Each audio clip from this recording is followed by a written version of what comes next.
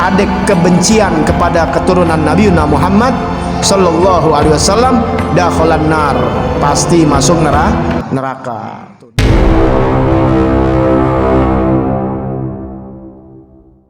Nah, kemudian lanjutin lagi tuh. Falau anna rajulan safana baina rukwi al magam wa shalla wa sama summa mata wa huwa muqbidun li ahli baiti Muhammad wa huwa mubghidun li ahli baiti Muhammad, dakhalan nar.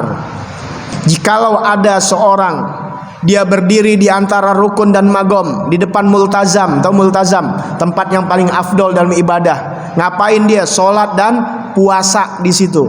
Salat di situ tiap hari, orang Saudi belum tentu ya. Salat dan puasa di multazam. Paginya dia puasa, malamnya dia ya salat. Ya pokoknya tiap hari di situ dia ibadah kepada Allah. Seandainya ada nih orang yang begini saking hebat ibadah, summa mata, tapi ketika kematiannya datang ya wahwa, tuh di situ hal keadaannya mubghidun li ahli baiti Muhammad, ada kebencian kepada keturunan Nabi Muhammad sallallahu alaihi wasallam, dakhalan nar, pasti masuk neraka. Tuh dakhalal nar pakai fi'il madi, padahal madi ini fi'il madi adalah yang telah terjadi.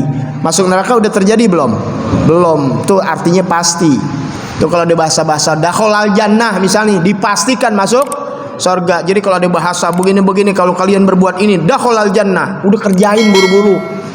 Udah pakai fi'il madi, lu nggak mesti percaya juga. Paham ya?